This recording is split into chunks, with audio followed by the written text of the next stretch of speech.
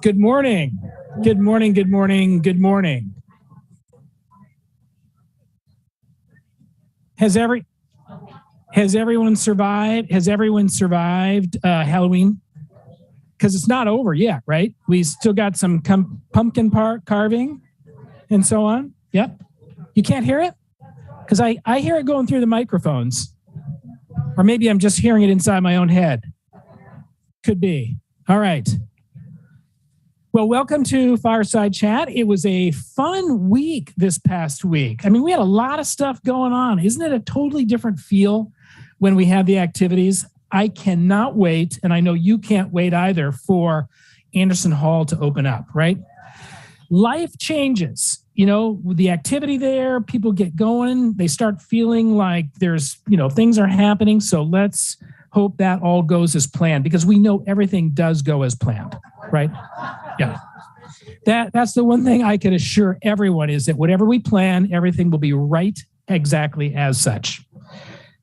Okay, so let's see here. So I want to just talk about a couple of things so that everyone kind of knows what is coming down the pike. We face a lot of supply chain issues. I kind of want to talk a little bit about inflation, supply chain issues, and things that are creating kind of some disruptions for us. What's happening now is, during the pandemic, the kinds of supply chain issues were really big issues. You couldn't get like major stuff. But now what's happening is you can't get a little part. And has anyone noticed that the elevators haven't been working? Or is that just me? Flip that slide. So Nancy McReynolds gave me the idea that what we really needed was to have a sign on the elevators that would say temporarily in service. Okay? Because that we know we can commit to. The other one we're not so certain about. Rest assured, people are making the effort to try to fix these things. It's not like, whoa, what's going on? No, the elevator guys have been here literally every day for the last couple of weeks. Some of it's complicated, and some of it is when a part doesn't show up, and that was the case in these elevators over here, you're stuck, literally stuck. And so, we want this to go better, but it's very challenging to get parts for things that are in this weakened supply chain. So bear with us. It's not that we don't take it seriously. We know it's a disruption. Sean and Brian, doing their best to try to make sure this gets resolved. And just take a deep breath, try to have a sense of humor, and we will continue to work it and do our best. Inflation persists. There's going to be a Social Security increase of, I think it's around 8.6%. It's like the largest ever. And there's a reason for that. It's not that the government is saying we want to gift our senior citizens some money. No, they are responding to a change in pricing of virtually everything. And if you have been out at all, you simply know that everything just costs a lot more. For us, about 72-ish% of our expenses organizationally is labor, right? That's where we put our money, and that's what you need. That's what runs this place. So that's where our resources go in our budget. So we are presenting our budget to the Finance Committee and us to the board next week for conversation and discussion. And included in that will be what we think is the necessary increase in our monthly service fees, which I won't announce to you today because it needs to go through the process and be approved by the board. But, it is going to be a higher number. And I just need to make sure that everybody understands it. I will try to articulate the logic in a communication with you before we have the regular letter that goes out at the 1st of December. But I need to prepare you for the fact that it is going to be one of the larger ones we've had in our history. Okay. And I'm sorry about that, but you need to know it goes for the right causes too. It goes not for just general stuff so much as it goes for our labor and our staff and the people who are here to serve you. So, kind of just steel yourself to the notion that there's an increase that we hopefully is a one and done, but it will come around and it's something we need to do. We will be lower than our peers generally. I expect that to be the case. I know our peers are doing some outrageous numbers, and we are outrageous light. Okay? So cross our fingers that everyone will be able to digest that okay.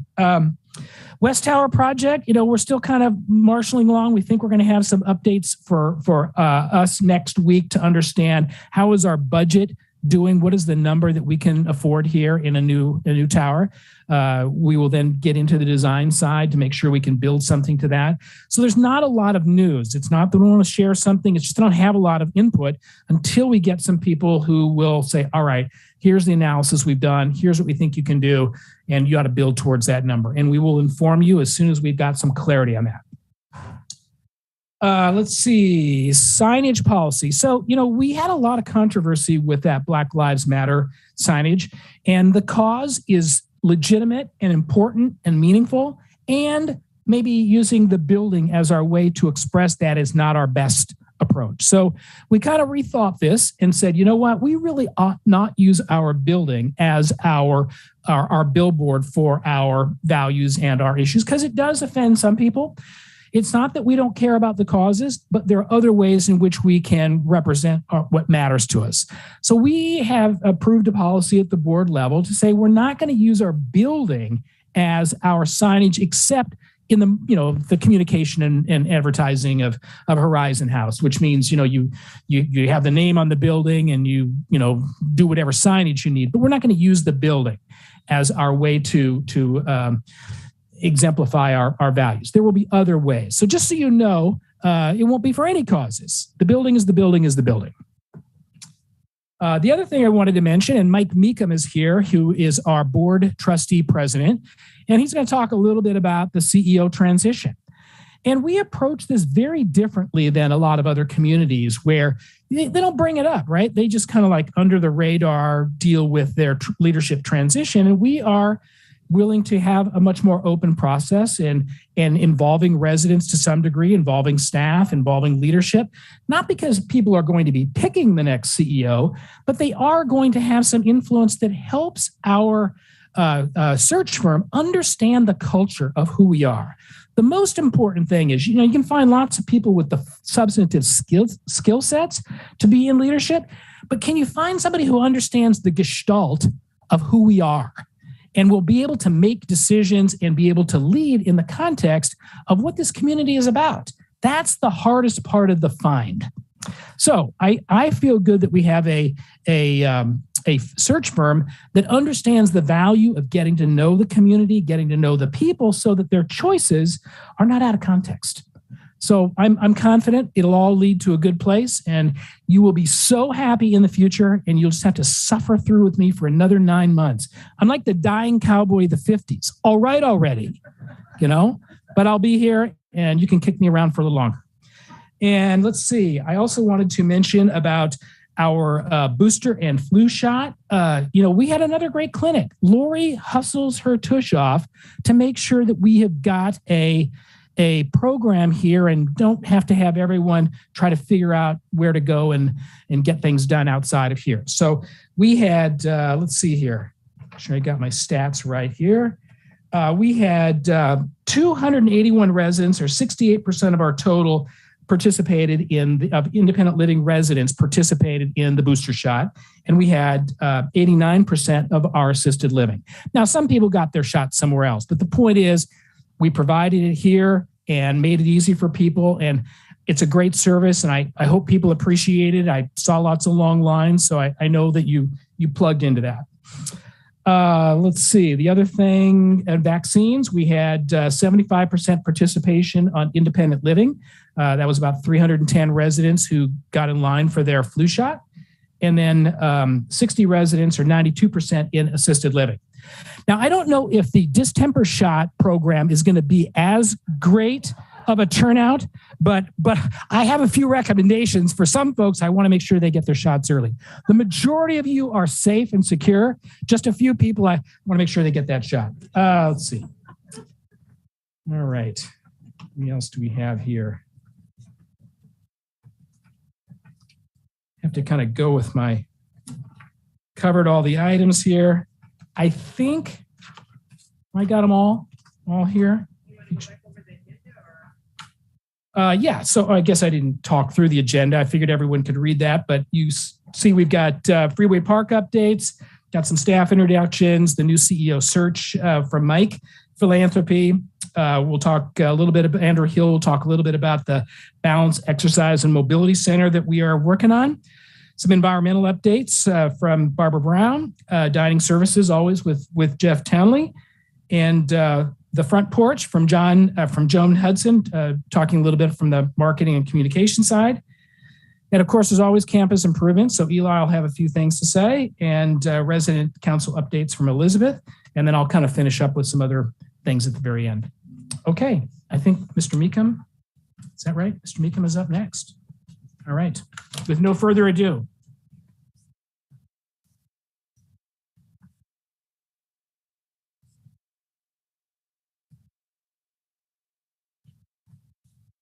Good morning, and happy Friday and happy early Halloween. I do some substitute teaching in Seattle Public Schools, and I somehow found myself committing to show up Monday in a bunny suit at Laurelhurst Elementary. I got to solve for that this weekend. No pictures. What I wanted to do is provide you all with a quick update of where we are on the CEO search front, and specifically amplify and expand on a few things that we covered in the announcement that went out a week ago Monday to the community. As you know, Mike will be hanging up his cleats in August of next year. We've been super fortunate to have Mike as our leader since 2019, and Sarah before Mike. And make no mistake, he will be difficult to replace, but we're embarking on that journey, and we're doing it with a lot of runway in anticipation of August of next year. What I'd like to do is share with you a little bit of where we've been and where we're going with the CEO search. So kind of backing up a little bit, in the first quarter of this year, we named a CEO search committee, which is comprised of the executive committee of the board, plus 3 residents, George Counts, Elizabeth Hoover, both of whom are on the board, as well as Ann Brand, my predecessor as president of the board. So 7-member search committee. Q2, second and third quarters of this year, we're really focused on research and on trying to get a better sense for the market. I had a couple coffees with Jim Fitzgerald, who kindly shared with me his experience leading the last CEO search committee that culminated with the recruitment of Sarah McVeigh in 2015. I met with Karen Lane. And then importantly, we conducted a small request for an RFP process, and we went out to 3 search firms as we were looking for a nationwide search partner to work with on our search. And we learned a ton during that process and the back and forth with these different search firms. And ultimately, as Mike alluded to, landed with a company called the Defit Group, which is based out of the greater Columbus, Ohio area. Defit has 25 years of experience working in, and importantly, they specialize and focus in nonprofit senior living. That's what they do. There's basically 2 firms in the country that are like that. We went with Defit, ultimately papered a deal and signed them up right after Labor Day. And I think we're going to be in great hands as we partner with them throughout our journey here. Where we are now, Q4, is we had a kickoff call with the Defit Group and the search committee about 2 weeks ago. We sent out the announcement to y'all a week ago Monday. And really Q4 is all about Defit Group conducting due diligence on Horizon House. And what does that mean? They're going to really get to know us, okay? The organization, the community, the culture, our perceived strengths and weaknesses, and importantly, what we are looking for in terms of desired qualifications for that new CEO, that new leader of Horizon House. They're going to do that through leveraging 2 different tools, written surveys, which went out to earlier this week to approximately 85 different participants across the resident community, staff, and the board. So they'll take that quantitative information from the surveys, and then they're going to follow up with focus groups They will be on site a week from Monday and Tuesday. So the 7th and 8th of November, DEFIT will be here on site to conduct somewhere between 11 and 12 different focus groups with the same folks that received the written surveys, okay? So they can take the survey information and the focus group information, and that'll be, basically their primary research as they understand who we are, our culture, our DNA. The other thing important, I want to give you guys a heads up. On Tuesday, November 8th in the afternoon, DEFIT we're going to have an informal wine and cheese in the Fireside Lounge where y'all are invited, and we'll have an opportunity to meet the principals of the DEFIT group, as well as those of us on the search committee. Dan DEFIT and Elizabeth Feltner. Dan's the founder and Elizabeth is the CEO, and they'll be our primary points of contact for the search. So save the date. Mike will mention this, I think, later, and it'll be in next week's alert. Tuesday, November 8th in the afternoon. So back to due diligence. Once DEFIT takes the results from the surveys and the focus groups, coupled with information, we provide them their own research. The end deliverable at the end of the quarter is they're going to be developing a position profile. And this is a key 8 to 10 page document that's going to be comprised of 3 different components. 1, a job description. 2, an organization description. And 3, a location description, okay? And this is a key document that they ultimately will take to market as they launch the formal search in January 2023, okay? And that's when they will start to leverage their network and relationships and begin to turn over rocks looking for that unicorn candidate to be our next CEO, okay? So that's what we have going for Q4. And then again, the launch in Q1 of next year, okay? That's really what I have right now. I wanted to thank y'all for your time this morning. I'd be happy to answer questions now or after our session today. And I commit to keep y'all up to date with updates and make you definitely part of our process going forward.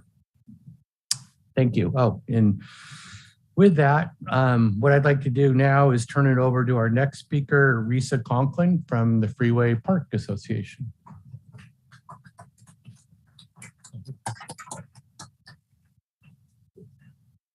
Hello, good morning, Horizon House. Risa, you can go ahead and start my first slide.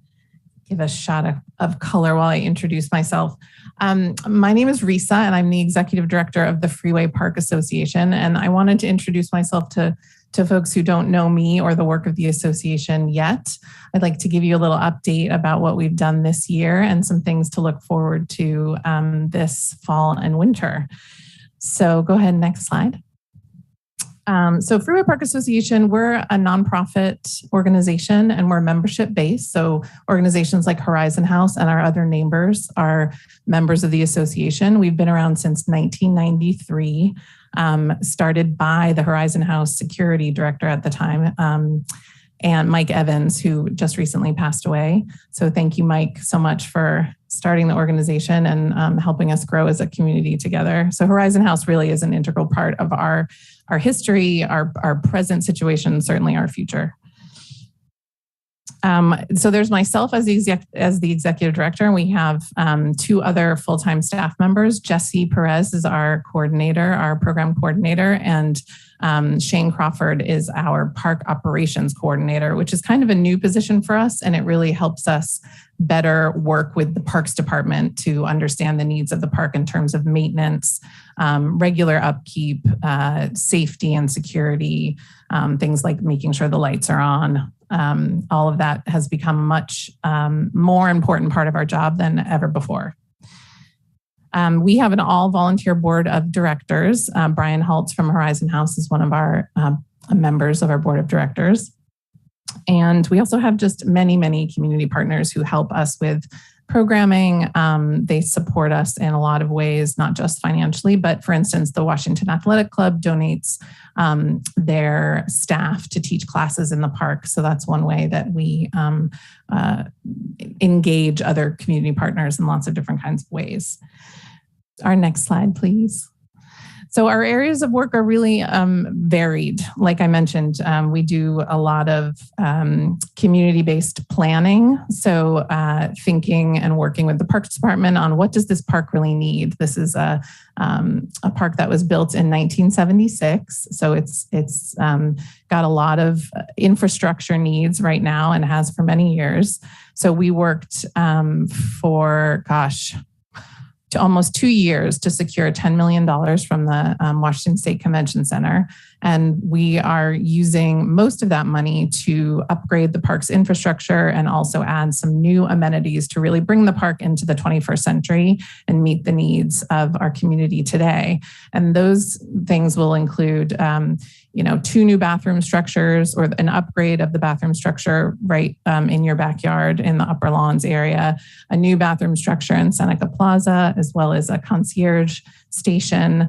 And it will include new lighting, new signage, and that project starts next year. And I would love to come back and give a presentation about that project because that will take quite a few slides to explain kind of the history of that and where we are and how you all can get involved in that process. Most of our work is in programming and activation. So we do 4 seasons of events and programs and volunteer opportunities in the park, which I'll show you some highlights of in a minute.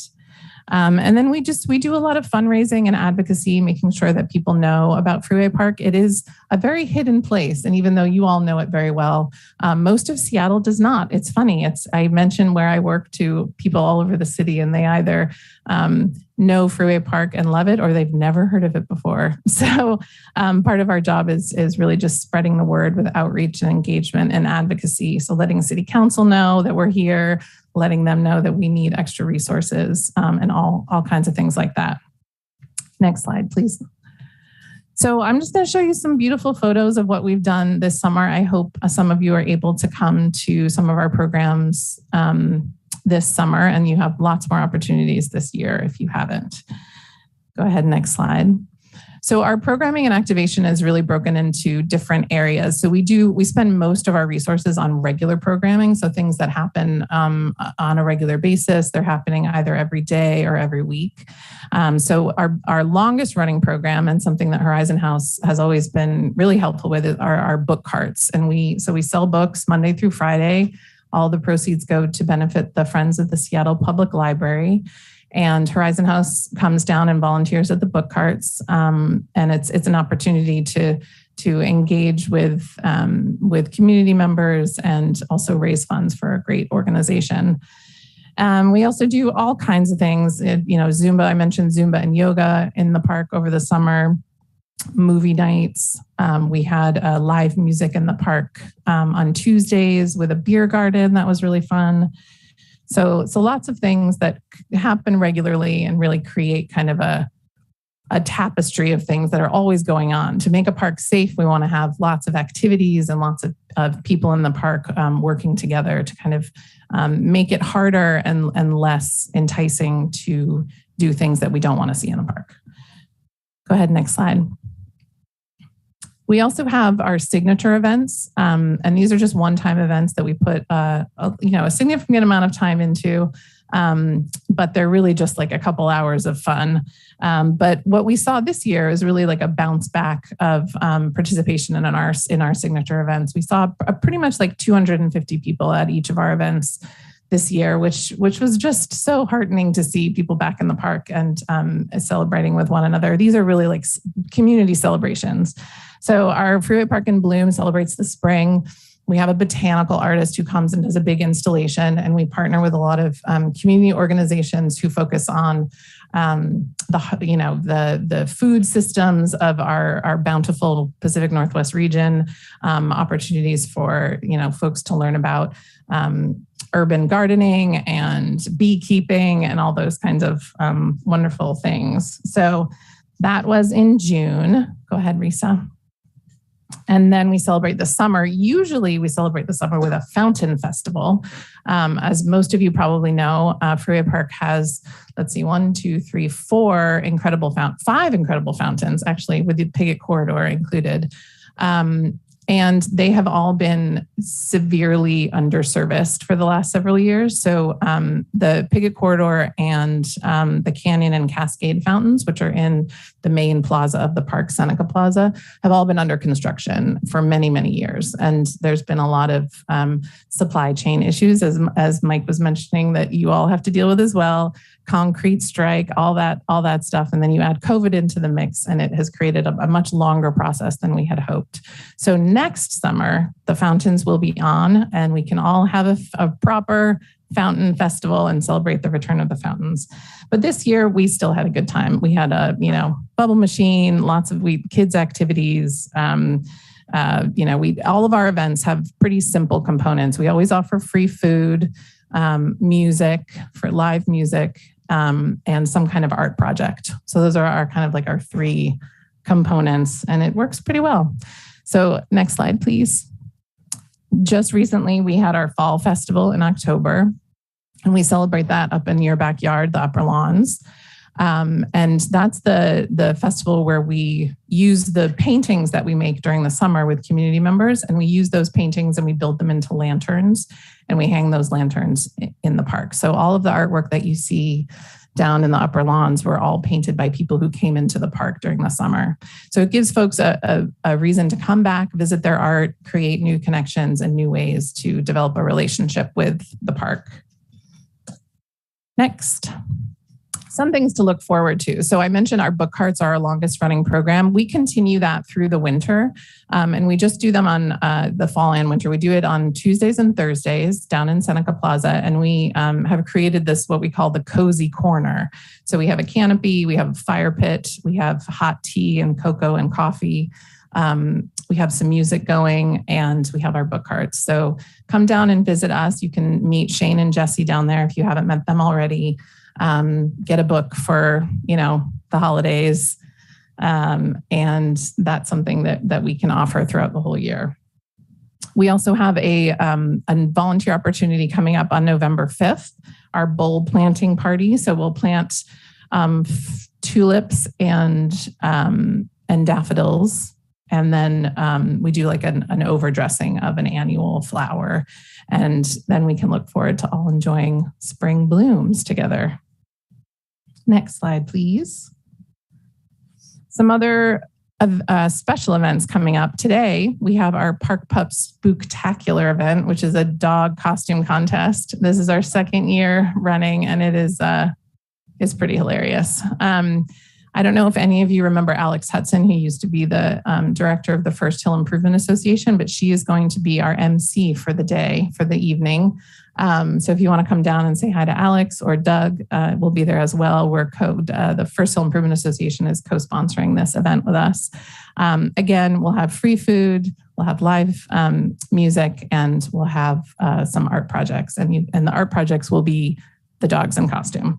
So please come and say hi later today if you can. That event is from 5 to 7 p.m. And then upcoming, our winter celebration is Twinkle Twinkle Freeway Park in December. We've been doing this for many years, and Horizon House has also been a partner in that. Brian will be there making s'mores for you all, or helping you make s'mores, rather. We have big bonfires, and folks come and roast a marshmallow and enjoy the carols from the Dickens Carolers. And then the Dickens Carolers, it's the same. We intentionally do this the same night as the Figgy Pudding Caroling Contest in Westlake Center, which have you all been to that before? They shut down the streets around Westlake Plaza, and it's just filled with all these different caroling groups. And it's a really lovely winter gathering. So we'll have our event in the park. You can get all toasty warm with s'mores and hot cocoa. And then we do a little parade down to Westlake Plaza. Next. So I mentioned something that we're doing a lot more of is assisting the Parks Department in reporting maintenance needs. It is not our job to do maintenance. That's very much the Parks Department's job. Our job is really just to be kind of the conduit for information and to them. So you all can help us by, continuing to let us know if you see a maintenance issue or a safety issue that you're concerned about, and we can report it, or you can report it yourselves on your phone if you have an app called the Find It, Fix It app. So this gives you a few different options of how to help us continue the lines of communication with the Parks Department. Last slide. I just rattled through a lot of information, and I wish I could stay to answer questions, but I have to go prepare for the Park Pups event today. I would love to hear from all of you, though. We would like to come back and try to be at Fireside Chat, at least quarterly to let you know what's happening in the park. Invite you to participate in any way that you want to. The easiest way to participate is to become a member. I'm going to leave some membership forms and also some sign-up sheets I'll try to get them in the mailroom, but they'll at least be at the front desk for you. But you can always just get in touch with me anytime. My email is risa@freewayparkassociation.org.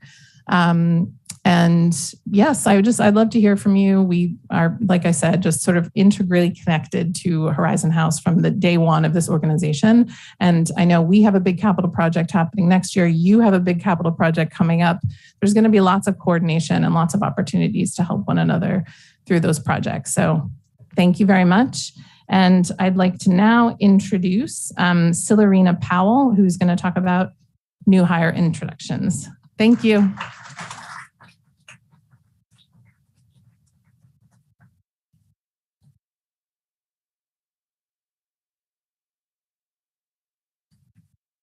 Good morning, everyone. How's everybody doing? Nice to see all your lovely faces. All right, so I'm sure you guys are wanting to know who's all the new hires? Where are they? Where departments are they working in? I have to tell you guys, we got some great people. The first person that I want to introduce, I believe you guys may have had a chance to meet her already. So she does work our front desk. Her name is Larissa Goodwin. And so if you guys see her, give her a wave. When you guys walk into the building, she'll be manning the front desk for us as our front desk associate. And then next, so I think we have a reoccurring theme here at Horizon House. We seem to always love to hire employees with duplicate names. So I think we all know there's a couple of Andrews in the building running around. We have Andrew Harris, we have Andrew Hill, and now we have Andrew Adrena. However, Andrew Adrena has made it easy for us, and he's asked to be called Ori. So if you see him, his badge will say Ori, and he's going to be working in life enrichment as a life enrichment associate.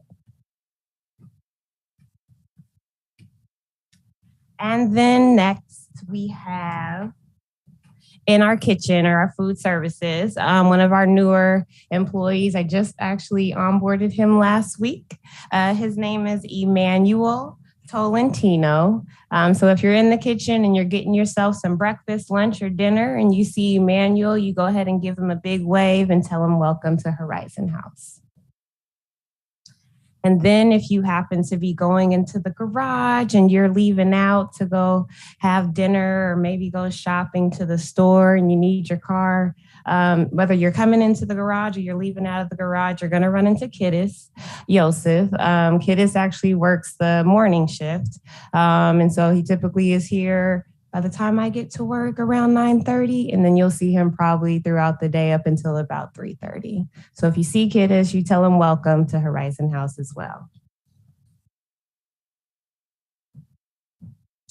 And then I just seen her, so I know she's here. I'm going to have her just go ahead and give us a quick wave. So for our communications and marketing department, we have a new member. She's actually going to be assisting us, announcing all of our wonderful events, taking pictures and everything. So our communications coordinator is Taylor Campbell. Hi, Taylor.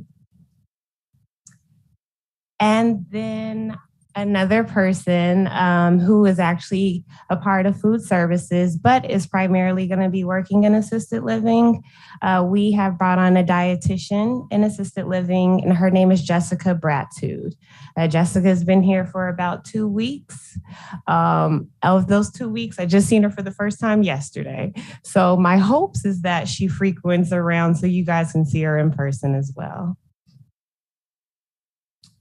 And then another person I'm excited to announce, she is going to be a part of our marketing sales department.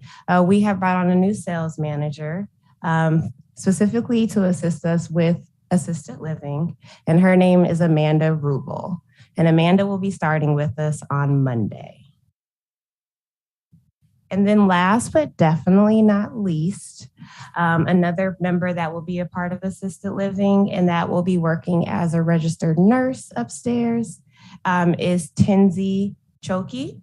And so Tinsy is going to be coming to us. She actually just started on Wednesday. And so if you see her, you guys tell her welcome to Horizon House as well. And then just a couple of more things I wanted to communicate to you all. I want to extend a big thank you for your participation in Diversity Week. We appreciate you guys for coming out to hear the music, to see the dancing going on. And then we just have one more thing for you guys to participate in today. From 1 to 4 p.m. right on Terry Avenue, we're going to have what is called street treats coming out, and they're going to be doing ice cream sandwiches and different types of desserts, and it's going to be under $10. So I hope you guys have your sweet tooth ready so you guys can come out and enjoy some of the delicious desserts. And then, so yesterday was the Halloween party or costume party. And so what's going to be happening for Monday is it's going to be the pumpkin carving contest right here in the Fireside Lounge. So we're going to have it set up in the afternoon time. We're going to have the displays out, and you guys will be able to come and vote for who you think has the best pumpkin. So I hope you guys come, and I'm pretty sure these pumpkins are going to be pretty creative. I seen one from Michael in Garage, and I'll have to say, whoever else is participating against him better come because his is pretty nice. So I hope to see you guys there on Monday. Thank you. And now I'm going to go ahead and bring up Valerie.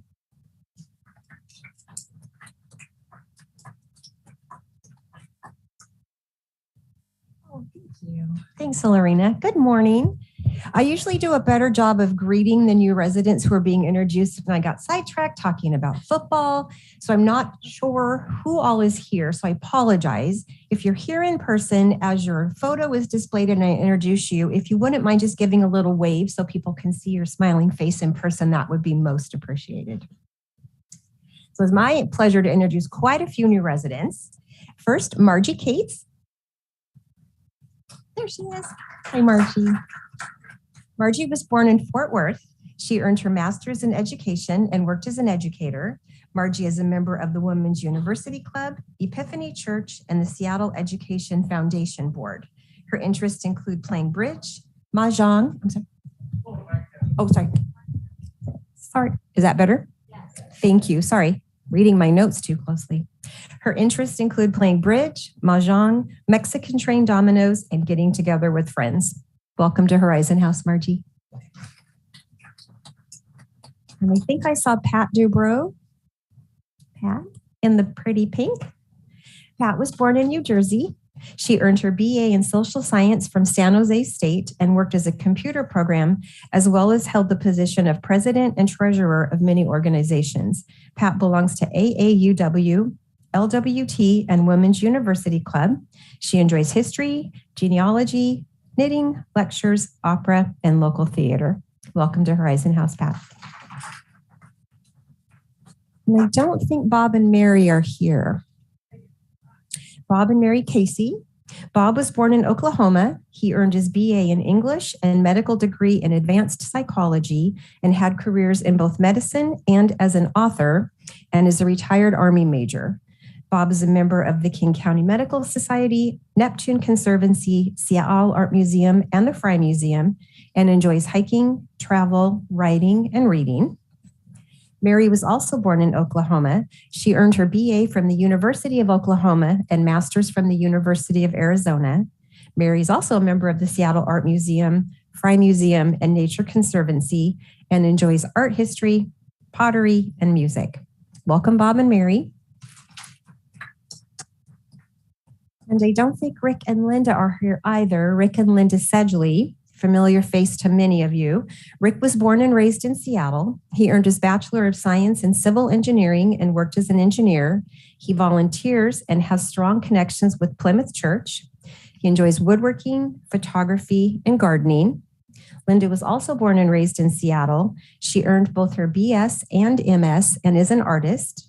Linda belongs to Plymouth Housing Group, where she also volunteers. She enjoys art, printmaking, and gardening. Welcome, Rick and Linda. And Judy Toft. Judy was born and raised in Marblehead, Massachusetts. She earned her BA from Wellesley College, MS from the University of Washington, Doctor of Education from Boston University, and postdoctoral at Cambridge in family therapy programs, and worked as a licensed psychologist and therapist. Judy enjoys art, music, literature, swimming, sailing, watching movies, and taking walks with her daughter and familiarizing herself with Seattle neighborhoods. Judy arrived in Seattle just at the beginning of the pandemic, so she's not had an opportunity to become involved with local organizations yet, but I have a good hunch that'll change after that introduction. Welcome to Horizon House, Judy. And my pleasure now to introduce Carol Ottenberg, who's going to do a philanthropy update on GEM Awards.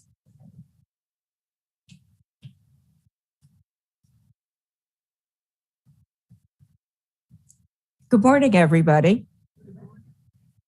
I always like talking about GEM grants because I'm the good news girl then. Are you going to show it on the screen? Okay. GEM grants, read along with me, are projects that fall outside the operating budget, but that benefit residents and/or staff at Horizon House. They're written by staff or residents, funded through Partners in Caring Endowment, and reviewed by our resident GEM grant committee.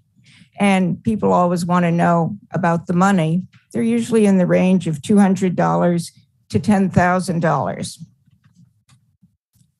So it's my pleasure to let you know, if you don't already, about the GEM grants that were awarded this fall.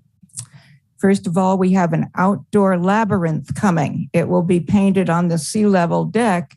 And I'd like to mention that this is an outgrowth of the popularity of an outdoor labyrinth during June in Our Gardens Week. Got to put in a plug for the gardening committee always. We also have coming a portable art cart, which is especially exciting because it means for the first time since COVID, we will have an art therapy intern with us again, working primarily in assisted living and memory care, but probably down in independent living as well. The sound bath experience. I don't have the foggiest idea what it is, but I will follow Brian anywhere. Table lamps for the terrace dining room for low vision residents. Why didn't we think of this before?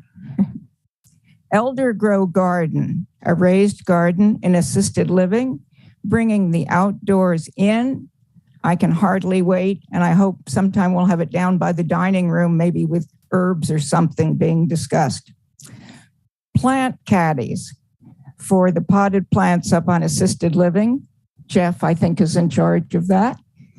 Be easy to move the caddies around. Thanks for the good idea.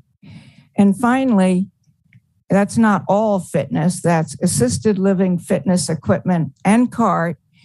Our great wellness team will no longer have to carry all the exercise equipment up in the elevators and then carry it back down. Assisted living will have its own fitness equipment and a cart and a place to store it. So that's that. And now I believe it's my pleasure to introduce another gem at Horizon House, Andrew Hill.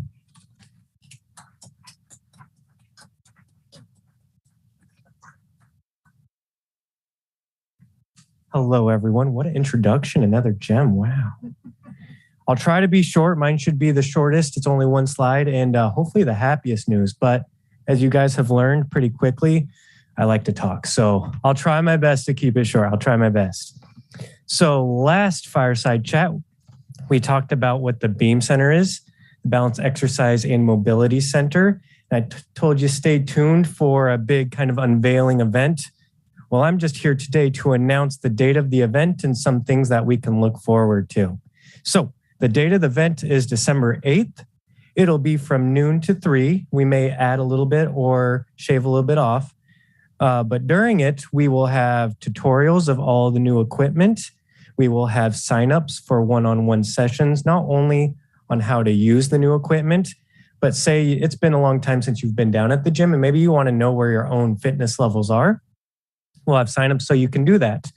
Along with that, I know everybody loves food and it's a great way to get people there. So there will be food.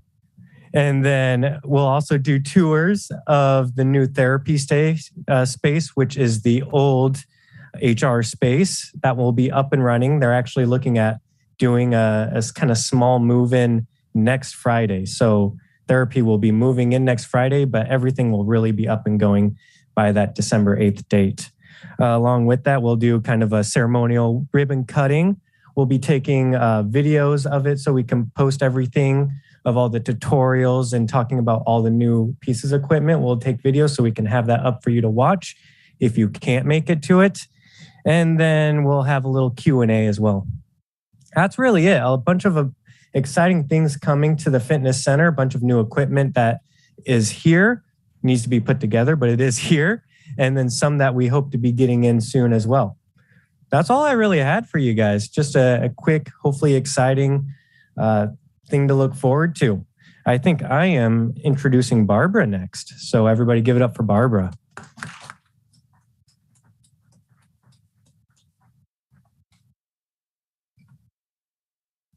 Okay, thank you. Good, it's short enough for me. So what I'm talking about will be the safety inspections that we do every single year, the annual safety inspections. Me and either Brian, there's several Brians, one of the Brians will be coming through and we inspect every single occupied apartment. One of the things we check is we check plumbing. Is plumbing working properly? Are the lights all working? Is there maybe somebody has a stove piece that they just haven't never reported, but it's not working properly. We check, it's really important, we check that the cords, the pull cords, they're not tied up. So we just give you a heads up that they're not tied up, and we do maybe some education at the same time. We check to make sure if we see any sort of, fire hazard, if anybody's been living here, we go into every single apartment. We do announce where we're going. And if anybody wants to make an appointment to be there while we're there, that's no problem. So we will announce it. We'll put our number out and you can make an appointment if you want to be there, although it's not required. If you haven't been here before, this is actually, we really enjoy it. We get to meet a lot of residents we've never met before. And if you have any work orders that are out or you never decided to place, it's a good time to do that. The second thing I wanted to talk about was the window washers. We just completed a month ago, the interior window washers.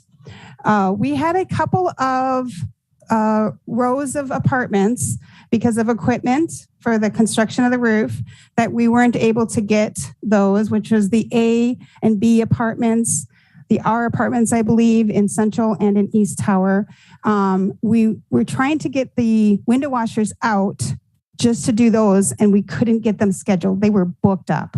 So what we decided to do was have them come out, and they're going to start with those apartments. So they're going to start in the A and the B apartments in Central Tower, complete the Central and East Tower, and then do the North and then the West. So we will announce that. We are sending the information just today to make sure that the announcement's out so you know. And these are the exterior windows. Okay. The last thing is I just want to introduce, that's That's all I have to say. Dining. So Jeff Towney from Dining has some updates for you. Thank you.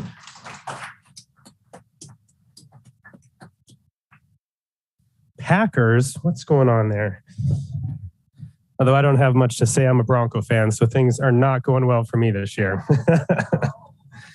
But, you know, we've got Russell tied up for like 5 more years, so there's lots of time for improvement, you know? Well, short and sweet today, just want to talk a little bit about, well, here we are. Thanksgiving's right around the corner. So we're getting geared up to start planning for that event. So Thursday, the 24th of November, we'll be doing our Thanksgiving dinner buffet from 12 to 3. And like in the past, it'll be reservation only. And we will hold our reservation event coming up Tuesday, November 8th from 2 to 3 p.m. If you aren't able to make it that day for the event, just shoot me an email, shoot Oliver an email. In the past, there's always been lots of room after that event happens. So we can take reservations post that day and up until Sunday, November 20th at 5 p.m. We have the cutoff there just so Steve can make sure we have enough food on hand and we can be ready for everybody. The availability for the community table will really just depend on how reservations go. If we have a lot of reservations that are 5, 6, 7, 8 people, those round tables will probably get used up and we won't be able to have the community table, but we'll just kind of play that by ear and we'll see how that goes after the first week or so of reservations. We'll also do pickup orders. We ask that you ask for a 1 to 3 p.m. time to come down to pick up your food. We just want to make sure that first hour of service that we get everybody in that has reservations and kind of helps with the flow for the rest of the day. So looking forward for Thanksgiving. We'll talk about Christmas after that, but it'll be very similar. And then also pie purchases. If we go to the next slide. So we'll start taking order for the pies this year on Tuesday, November 1st, and that'll go until Sunday, November 20th. If you are interested in purchasing a pie this year, visit the bistro. They'll have the sign-up sheet, and Mabrat and Rose will take the orders for you.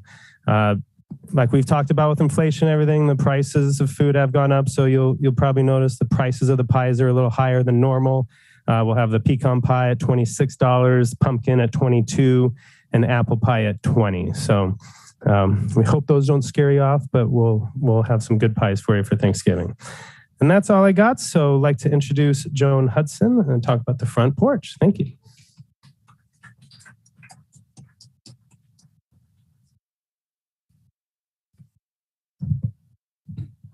Good morning, everyone. How are y'all today? Good, good. Hey, before I start, I want to just give another shout out to Taylor Campbell. You know, Mike in his West Tower memos, he talks about the 3 legs of the stool. Well, we're really happy because in addition to myself and Emily, we now have the 3rd leg of our stool in Taylor.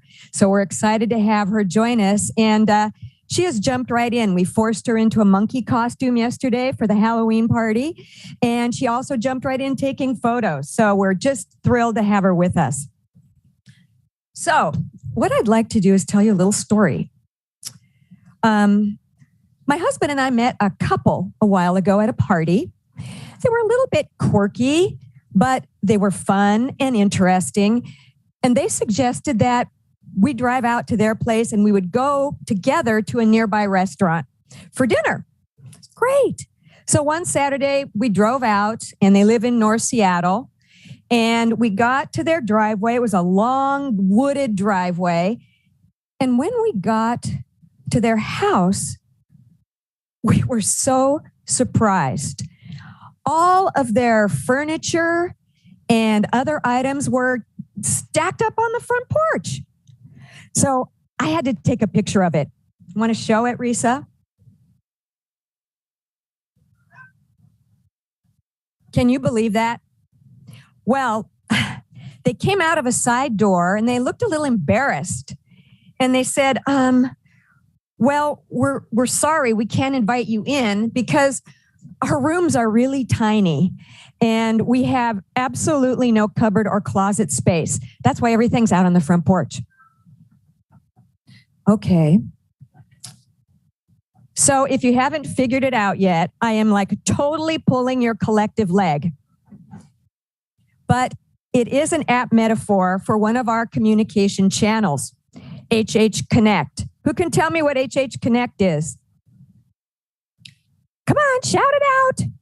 Shout it out. Yes, thank you. Eli was the loudest.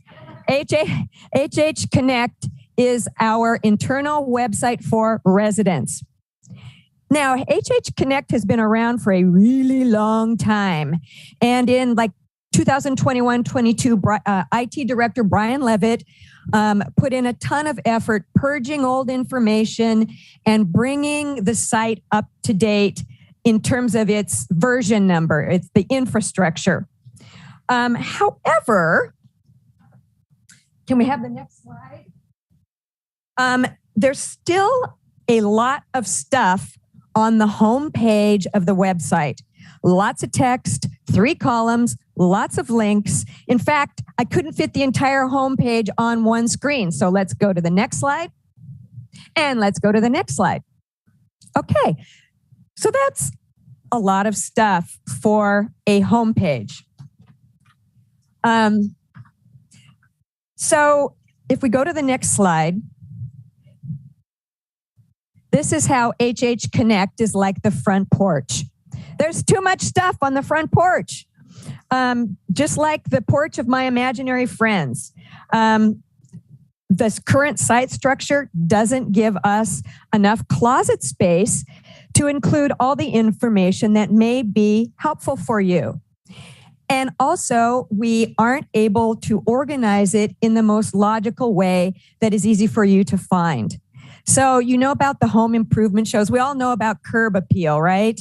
How inviting a home is upon approach. Our site is really not very easy on the eye. So what are we going to do about it? Well, next slide. We are going to redesign HH Connect.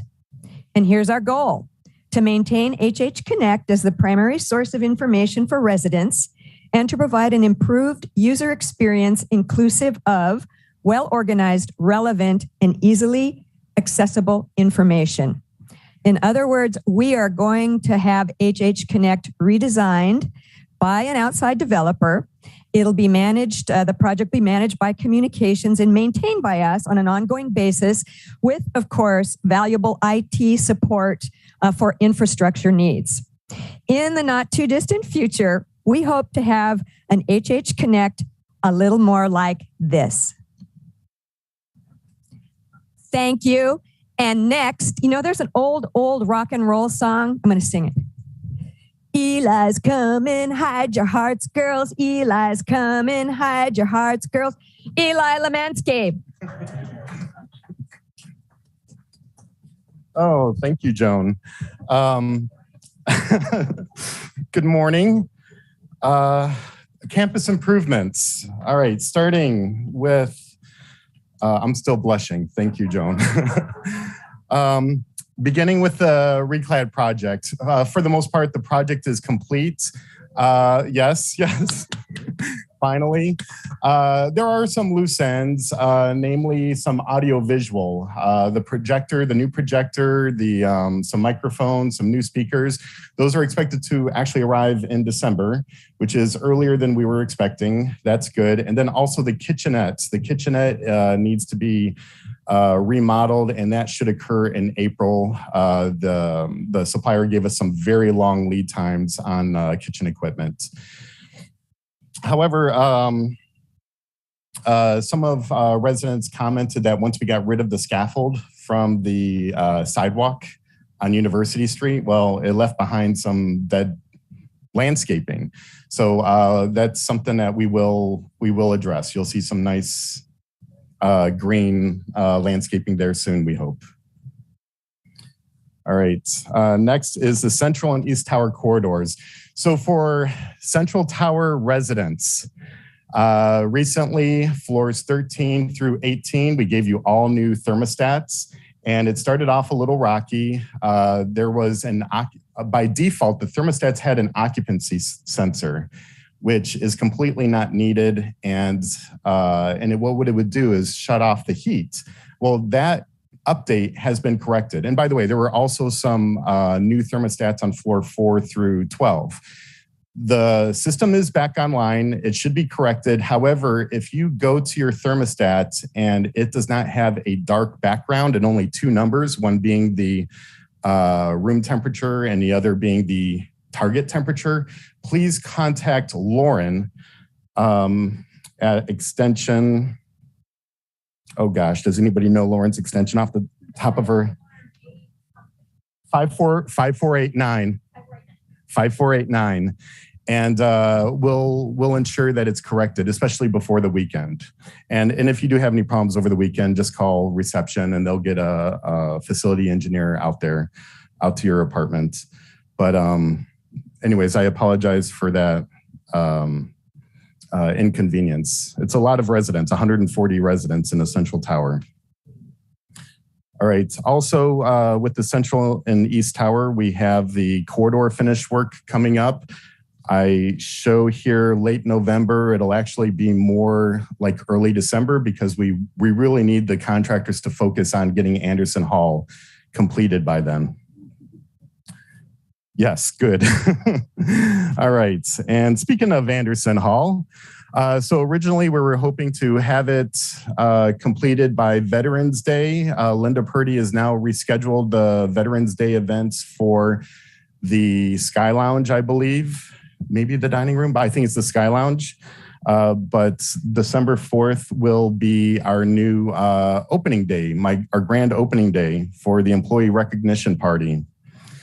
Unfortunately, between now and mid-November, a lot of loud work needs to occur in Anderson Hall during the daytime for us to stay on schedule. So I'm really appealing to the graciousness of people who are holding events in the Fireside Lounge between now and then to be a little bit more tolerant of Anderson Hall construction noise so that we can remain on schedule and open it up on time. There will be some loose ends once it is open. These are completely expected due to very long lead items, long lead materials, such as the new chairs probably won't arrive until April. And we will also have temporary speakers, audio speakers when Anderson Hall opens. It should still be very usable, but in case you're wondering why it doesn't look complete, it's because it's not. All right, and then lastly, campus, we have a comment box. People have been using it. It's been great. So if you have any suggestions or comments or questions and you'd like me to contact you directly, feel free to put a slip in the comment box and I read them all. Thank you very much. Next is Elizabeth Hoover and Nancy McReynolds.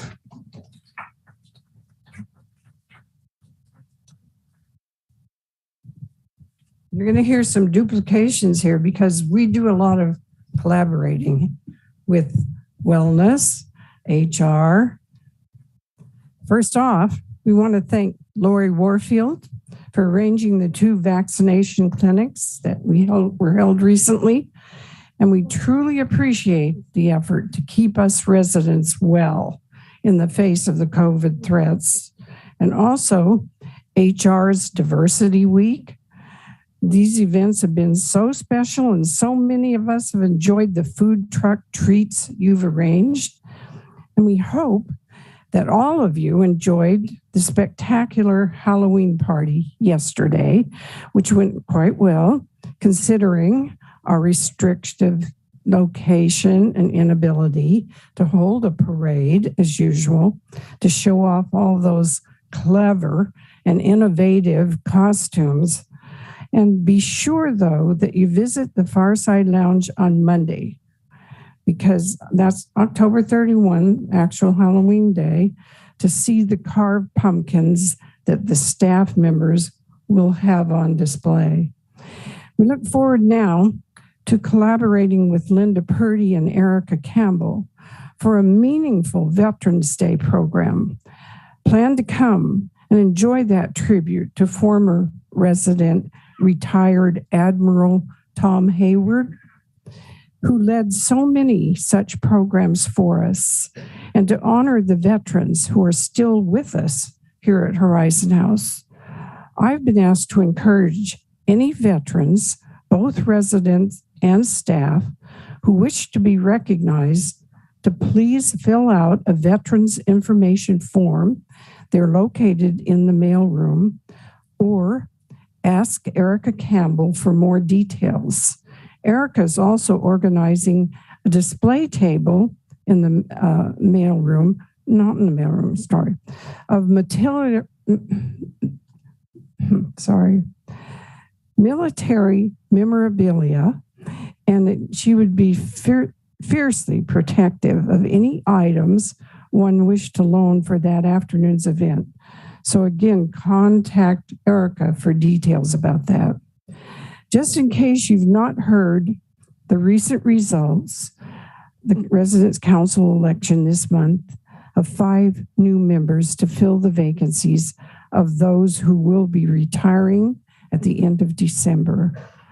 Elected to begin terms on January 1 are Jeff Graham, Ann Kelly, Ned Lang, Karen Smith, and Sam Sperry. Officers for next year will be announced at our meeting in November. Don't miss that meeting on the 15th, when we will be spotlighting our very active art committee, currently chaired by John Pound, and learn what's being introduced for the benefit of residents due to the initiatives of our committee on low vision and hearing challenged, co-chaired by Jenny Stimson and Mary Kinney. The main issue of the moment is the Employee Recognition Fund Drive. Here with me is Nancy McReynolds to bring you up to date on the progress of this once a year current drive the Residents Council leads. This is a program of such special purpose for all of us that we all welcome the opportunity to participate, don't we?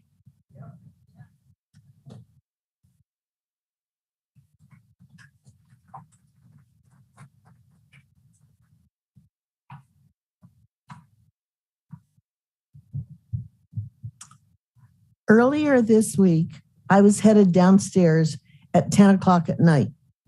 I wasn't sleepwalking.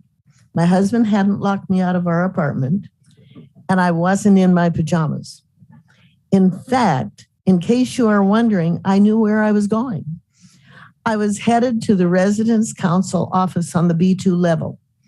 I am not usually out and about at that time of night, and I noticed that neither are any of you.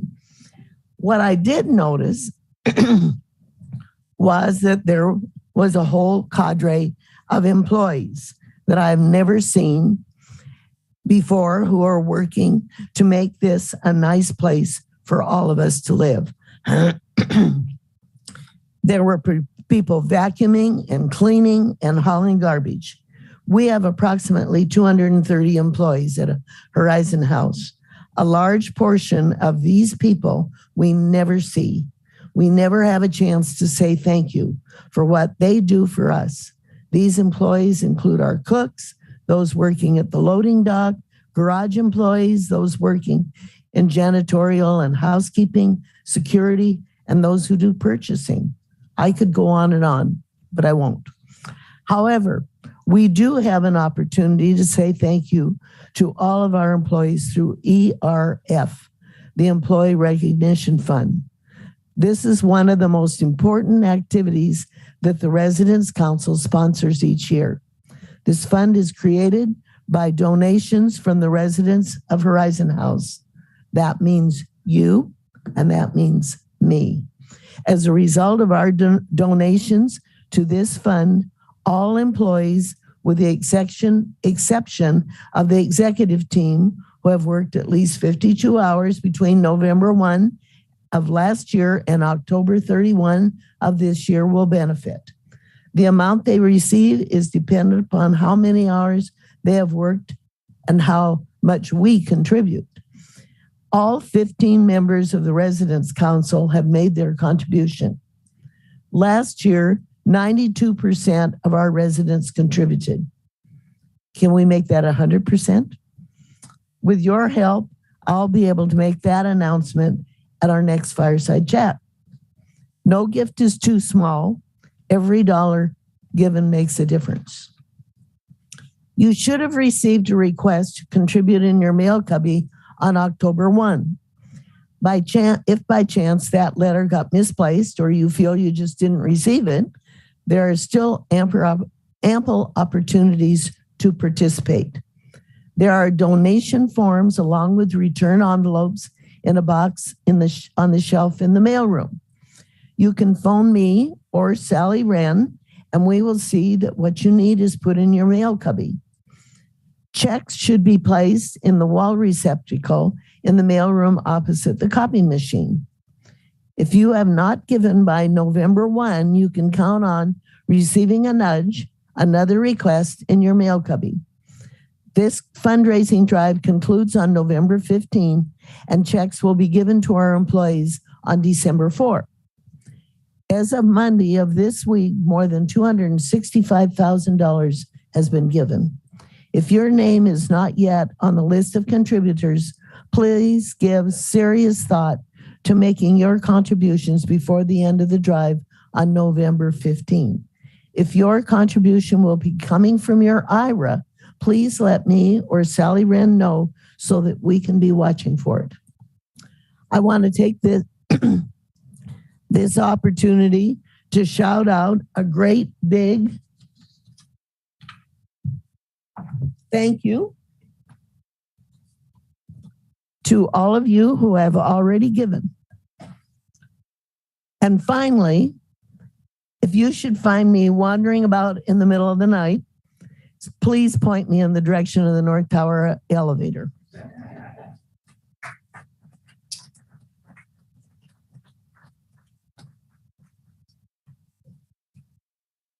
Thank you, Nancy. That was great, and we've had such great participation. It means a lot to staff, and you're the guys who help make it happen, and the staff makes it happen for you. A lot of good things are happening. I mean, I feel, and I hope you feel, that there are things that are happening. There's more activity, there's more engagement, and this is what makes it a fun place to be. I want to just take a second to say how much I appreciate what is happening in this Beam Center. We're kind of low profiling it, but let me tell you what we're trying to accomplish. The single biggest reason why people cannot live independently other than major illness is loss of mobility. You know, falling, not being strong enough in your legs. What we're trying to do in this Beam Center is to help people understand what their particular area of balance might be, give opportunity for how they might be able to improve that so you stay independent longer. That is our goal. That is the whole mission of Horizon House. It is not to move people through a continuum unless it's absolutely necessary. And if we can do things that can help you stay mobile longer, that is a win for everybody. So we are going to be talking more about that. It was kind of a low profile conversation by Andrew, but to me, this is a big deal. This is something that Lori and I ginned up a couple years ago and said, what is going to make the single biggest difference to the lives of our residents? And it's going to be staying mobile and being active for as long as you possibly can. So we'll have lots more to talk about and hopefully engage you in an opportunity to improve your own well-being so that you can be independent as long as possible. On the bright spots, as was mentioned earlier, the social hour with the DEFIT group, that's the CEO search firm, that will be on November 8th between 5:15 and 6:15. All residents are welcome. You know, you can chime in, just say what you want to say or ask whatever questions. We give residents an opportunity to plug in. Take advantage of it. It might be something that helps them, and it might be something that helps you. Next week, starting November 1 at 10:30 and at 1:30, and then Wednesday the 2nd at 10 a.m. and 3 p.m., we have our small group sessions. Not going to have a big agenda. It's really going to be for residents to ask whatever questions and get whatever clarity on whatever topic you want. For those that you have participated in the past, I think you know that we will share whatever information we can and be as open about it as possible. And there are very few things that we can't talk about. 99% of things we can. And if we don't know something, we'll say we don't know something. But if you want updates, you want to get your point of view across, please take advantage of that. Then in terms of some bright spots, kind of circling back around to, we had our safety and wellness fair. You know, this went over well. I think residents and staff kind of plugged in. We had vendors who participated. We want to provide opportunities, continued opportunities for people to stay as healthy as possible. Again, independent living is what we're all about, and how well you're able to take care of yourself with our help is a way you get there. We had the past president's luncheon a couple weeks ago, and this is one that is, I think I mentioned at the Residents Council that Neil has been doing this since the 1800s. He manages this process, does a terrific job, and we get a great turnout of past presidents and of the Residents Council and of the Board of Trustees. And the reason we get a good turnout is because people care about Horizon House. They care to know how we're doing. They want an update because they want to share that with their friends. And I think that it was a great turnout. I believe we had around 18 people out of a total of 22. A few were out of town, couldn't participate. The point is they want to plug in because they want to know what's going on, because this place matters to them. And they are good, marketing, not so much marketing, but good voices of Horizon House in and around Seattle. And we had some other assisted living special performance. I think George Corley was involved in a little dance-a-thon there. I know that is a special interest of him, and a lot of people in assisted living benefited from that. We also had the assisted living harvest social. So we, again, engaging more people in the good things that are happening here at Horizon House. And I think those are all of the bright spots for now, and kind of brings us to the end. Is there anything else on the list, Risa, that you see? Okay. Yep, next Fireside chat is going to be, whoops, I got out of order here. Is going to be on Friday, December 2nd at 10 a.m. And we look forward to seeing you there as well. And we are really crossing our fingers that Anderson Hall is open on December 4th. Otherwise, Eli needs to be out of town. Okay. Or at least out of tomato throwing distance. Okay, thank you all, and we'll see you again soon. Oh, yes. Sometimes I kind of like leave so quickly, I don't answer the questions. Jean. Hang on, Jean. I want to give kudos, not a question, but I really have appreciated a couple of things recently that were combining residents and staff. Mm-hmm. This past week, diversity activities particularly, I thought was just really, really beneficial to us to be able to tell our staff things, do things together with staff. And the safety fair was another example of that. Great. So thank you, and thanks to everybody. Yeah, that was fun. Other questions? Comments? Okay, we're done for today. Thank you so much.